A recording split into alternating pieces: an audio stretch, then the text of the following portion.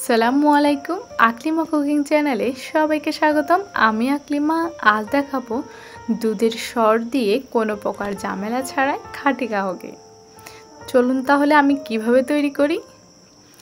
গাওয়া ঘি তৈরির জন্য আমি প্রতিদিন যে দুধটা জাল করি তার থেকে সর জমিয়ে জমিয়ে ফ্রিজের ডিপে রেখে দিয়েছি আমি একটা বক্সে করে।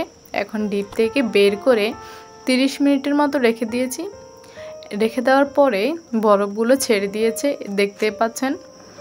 আমি সরগুলোকে ভালোভাবে ছাড়িয়ে নিয়েছি। ছাড়িয়ে একটা ব্লেন্ডার জারে দিয়ে ব্লেন্ড করে নিব ভালোভাবে। ইলেকট্রিক বিটার দিয়েও আপনারা চাইলে বিট করে নিতে পারেন, তবে ব্লেন্ডার সবার কাছে অ্যাভেলেবেল থাকে, তাই আমি ব্লেন্ডার দিয়েই করে নেব। আমার হাতে ঘি কিন্তু অলরেডি লেগে আছে, কারণ আমি দুধের সর যে হাতে ধরেছি তার জন্য। ভালোভাবে স্মুথ একটা ব্যাটার তৈরি করে নিয়েছি আমি এখানে। এই খাঁটি গাওয়া ঘিটা আপনি একবার যদি তৈরি করেন আর কিন্তু কিনতে মন চাইবে না, কারণ কিনে আনা ঘি আর এই খাঁটি গাওয়া ঘিটা আপনি যখন তৈরি করবেন তখন এর স্বাদ এবং ঘ্রাণ দুটোই আপনার বাজার থেকে কিনে আনা ঘিকে হার মানাবে। আমি সবটুকু ব্যাটার একটা পাতিলে নিয়ে নিয়েছি এবং চুলার আঁচ মিডিয়ামে রেখে বসিয়ে দিয়েছি। অনবরত নেড়ে চেড়ে আমি এটাকে জাল করব। সাবধানে নাড়াতে হবে যাতে সাইড থেকে পুড়ে না যায়।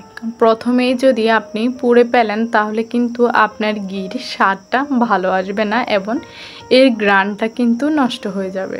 তাই খুব সাবধানে এটাকে নাড়াতে হবে এবং খেয়াল রাখতে হবে যাতে প্রথমেই পুড়ে না যায়।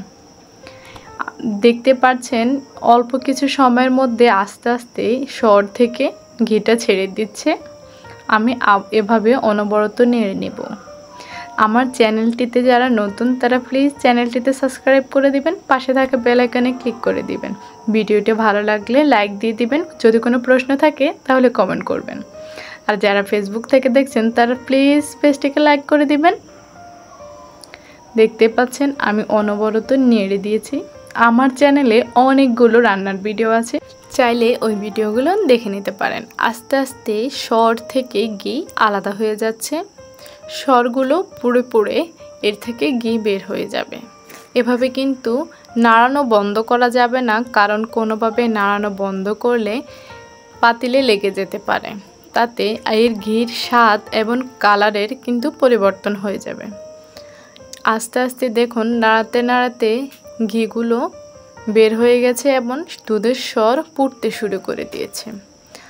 খুব সাবধানে এভাবে করবেন, তাহলে আর কালার এবং স্বাদ কিন্তু পরিবর্তন হবে না। এভাবেই যখন দুধের সরটা এরকম কালারে পরিণত হয়েছে তখন আমি চুলা বন্ধ করে দিয়েছি এবং ছাঁকনি দিয়ে ছেঁকে নেব। এর থেকে বেশি যদি করি তাহলে ঘির কালারটা কিন্তু পরিবর্তন হয়ে যায়। আমি ঠিক এরকম করেছি, এতে আমার ঘিয়ের কালার খুবই সুন্দর আসে, একেবারে স্বচ্ছ একটা কালার আসে। একবার এই ঘিটা এভাবে তৈরি করে দেখুন, এর ঘ্রাণ এবং স্বাদ আপনি ভুলবেন না। সবাইকে অসংখ্য ধন্যবাদ এতক্ষণ ধরে ভিডিওটা দেখার জন্য। সবাই ভালো থাকবেন, সুস্থ থাকবেন।